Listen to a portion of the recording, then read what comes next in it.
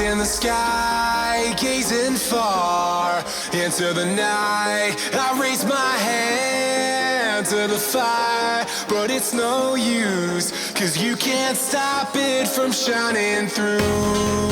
It's true, baby, let the light shine through. If you believe it's true, baby, won't you let the light shine through for you, for you, for you, for you, for you, for you, for you, for you, for you, won't you let the light shine through.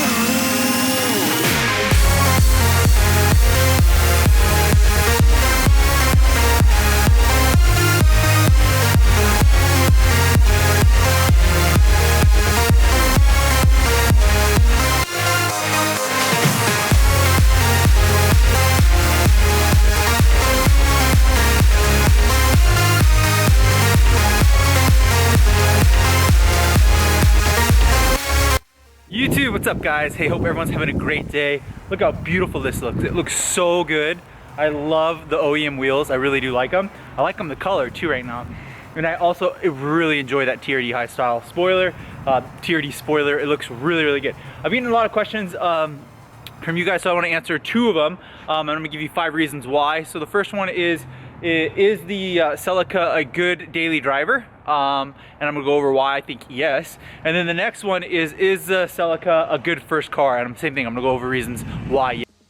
So look at this beautiful example. Oh my gosh. So this is a 2004 Toyota Celica GTS by Toyota. Has a Toyota engine, it's a Toyota car. Everything pretty much on it is from Toyota, which is a really good example for reason why. Number one, it's a good car for both your first car and also for a good daily driver. It's a Toyota.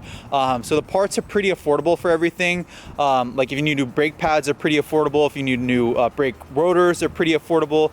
Even if you need OEM wheels, they're pretty affordable. If you need any kind of part for it, water pump, if you need, some of these things don't really go wrong on it too much, but if you do need the parts, they are readily available. It's not like my Lotus where it's going to cost you like $3,000 for anything on it. Everything's really expensive on the Lotus. This is a very good example of things that are extremely affordable for maintenance. Like it's the best maintenance, and that's what you want on your first car is affordable maintenance, especially if you're in that price range of anywhere from under $10,000, and this is definitely available for under $10,000. Not this one, but ones that Celicas that are in that price range. There's quite a few that go all the way down from $2,000 all the way up to, I've seen ones up for $20,000 right now. So for the main what your market you're aiming for, it's very affordable to get into this car and have good reliability. Yeah, so number one, it's a Toyota, it has Toyota parts, and it's very easy to afford to maintain. The number 2 thing that I think is really important on a first starter car is due to reliability. We said that, and then Toyota. Number 2 is gas mileage. If you do not have an electric car, which there's a lot of electric cars out there, but they're very expensive to get into, 3, 4, 5, 6 times these cars to get into, you're gonna want good gas mileage. This probably has the best gas mileage ever, I would say. If you're in 6th gear driving on the highway and you're going 60 or 70 miles an hour, the car's gonna get like 35 miles per gallon, 36 miles per gallon. I think it's stated at 32 or 28 or 32, something like that on highway. But you personally, for me driving it, I've gotten 34 to 36 miles per gallon. So that's a really big deal. 34 miles per gallon is huge. There's a lot of cars that you can get into, maybe like a Camaro or something like that, and it's gonna get like 18 or 15 miles per gallon. On the older ones, it's gonna get even worse as they wear out. They get really bad miles per gallon. So this is an amazing miles per gallon car. You can fill it all up, and honestly, you don't have to buy gas for like 2 months for me, or a month and a half. If you drive it a lot, I think you can get roughly around 400 miles per gallon, even driving it pretty excitingly too. So I really love the miles per gallon. I think that is a really big. So reliability, miles per gallon, those are huge. The next thing is like functionality. How functional is it? And I'd say it's very functional. Why do I say that? Because I'm actually gonna do another video soon about my MR2. This has, it's a coupe. So, I guess it's locked. Where are my keys? Hold on, I gotta unlock it real quick here. I love this thing. It has a little Beep beep. So I gotta double do it. Hold on 1 second. There we go. And now that door unlocked, well, it has the 2 front seats, which are very, very, very comfortable. I like them. They are sport seats, but they're not the biggest bolstering on them. Very comfortable in my opinion. The next thing that I like is that there actually is a back seat, and I can't tell you how many times I've had people actually sit back there. So it's like it's not never used. MR2 does not have a back seat at all. This is good for put people in here. So if you have friends that you want to come with you, you can actually put them, you know, like put the seat like that. Just like that, and they actually have quite a bit of room back there. So that is a really important part for functionality, is how much room do you have. Like if you're going to college, or even if you have like your first job, you want to put like your gym bag in the back or something like that, or friends, you do have that. So I think that's a really big deal.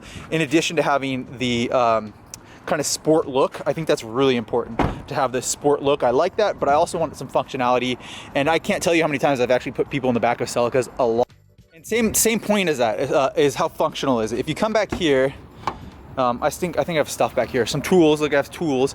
Huge hatchback, massive hatchback. So you can fit a lot of stuff in there. I absolutely love the hatchback.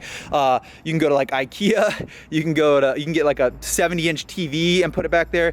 You know, you can put everything back there. When you lay these chairs down right here, oh my gosh, you get so much room, and all you have to do is pull up on that and those go. It's amazing. I really, really like the hatch on the Celica. It is a hatch, it's not a trunk, so it's a 2-door hatch, and I really like that, and I think the functionality for it, and this is awesome. Look how cool that looks. That looks so good. Hit the like button for that. Look at that. That looks amazing. I love that TRD high style. TRD spoiler. I keep on saying high style. TRD spoiler. I love it. It looks good. But I really want to say though, this is a very functional car. It has a lot of room. It only weighs like 2,500 pounds, so it's really light for the good gas mileage. Really good handling, which I'm gonna go into next. But for usage wise, perfect. A big hatch, 4 seats. There are 4 seats in there. It's not 2, there's 4, which makes it very practical for a first car, and why I think it's a great car for a daily. Those are perfect reasons. I've put so much stuff in the back of these hatches, I can't even tell you guys how much. Okay, so the next reasons why I think this is a good first car, if you're a car enthusiast, and a good first car as a daily driver, is because it's fun. It's zippy, it's fun, it's fun, it's fun, it's fun. So let's go and check out 2 things right now. We're gonna check out one. We're just on the inside of the car. Let's come around here. I'm gonna pop open the hood. And don't forget, swing by MITCHDORE.com, grab your TRD badge right there, or grab a short shifter. So the next one is gonna be that we're gonna do 2 things here. We're gonna pop this. Where is that little thing? Right here, we're gonna pop that for the hood. And then the next thing is that it's a 3 pedals. Look at that, 3, 1, 2, 3. It comes in a manual version, and it's a 6-speed transmission. That's a big deal. You couldn't get that on a lot of cars. They either had a 5-speed or they went straight automatic. So 6-speed is a really big deal. This is a GTS. Now, if you got the 5-speed 1ZZ, the GT models, they're pretty good too. I really enjoy them. I just love the 2ZZ, which we're gonna go on to next. But I think it's a great, fun car for a first car and for a daily. It's not gonna be so boring that you don't wanna daily drive it. And it's not going to be so unreliable because it's so exciting that you can't daily drive it. So I think that this hits both spots. The 3 pedals really, really help with it. And the manual, 6-speed manual, extremely helps with it. Now let's go underneath the hood. So this is a 2ZZ or 2ZZ power plant. It's a 1.8 liter, so very small, 1.8 liter, yet it produces 180 horsepower to the crank. And probably, like, I think I just did a dyno, it was like 160 or 170 to the wheels. Very, very good. Now mine's completely stock besides the exhaust, the catback exhaust, completely stock, and it runs super healthy. I love this power plant. I've had 15 of these. I can't tell you how many 2Zs I've had, and I absolutely love this power plant. Very reliable, sounds great, revs very high, and it's just super reliable and pleasurable at the same time. Now, 180 horsepower might not sound crazy, especially since there's cars that are coming with like 300 horsepower, but they're a lot more expensive. And if you go out and like get a WRX, you're gonna have a lot more reliability issues. There's a joke that the WRXs, they fall apart after 100,000 miles. They do have troubles. I'm not gonna bash on them. I love WRXs, but this is much more reliable in my opinion. I don't see as many people having these 2ZZs wear out and fall apart. As long as there's oil in it, as long as there's coolant in it, you're good to go. That's truly how I feel about it. It's not gonna fall apart after 100,000 miles. So a quick recap. The first thing that I like is going to be Toyota reliability. I really like it. I really do truly like that. The second thing is going to be, what did I say? I think it was functionality. Wait, hold on. I gotta go look back what I said. Okay, so Toyota, gas mileage, storage, funness, the fun. Those are the reasons I think so far why it's a good daily driver and a first car. Those are all very, very important, especially price range to get into it. I think that they're really affordable to get into. Now, I've seen some special ones start to go up in value, so make sure to get the special ones, such as a Tsunami, such as a TRD, before they go too far up in value and start becoming a collectible. I think these are instant classics, or what are they not called instant classics? They're called, what are they called? Modern classics? I can't remember what they're called, but I think that these are gonna be one of those cars, the TRD versions and Tsunami versions, absolutely. So the last reason why I think this is a great first car is because look at it. There is nothing that looks as good as this. Honestly, I think that this car looks amazing. So this is Thundercloud paint by Toyota. Really, really love it. I think it looks so good. The angle on this is just better than anything else. Now, if you don't get a car that looks like mine, because mine has the side skirts and the TRD wing that I put on there, and the lower Tsunami kit, it has the full Tsunami kit. But if you just even get the stock one, I think that they're extremely good looking. They look a lot better with the kits from Toyota. But the stock ones look really, really good, especially if you just lower the car just by a little bit, maybe 2 inches. The car looks fabulous. I mean, look how sporty that thing looks. It looks amazing. I just absolutely love it. There's an FRS that's out right now that's pretty sporty, good for a first car, but they're a little bit more expensive than these. The MR2 looks good, but the MR2 is more bubbly on these. There's like an old Eclipse. The 2000s Eclipses are not for me. I do not care for the styling on them. I love the 90s Eclipse, but not anything after that. That's just not for me.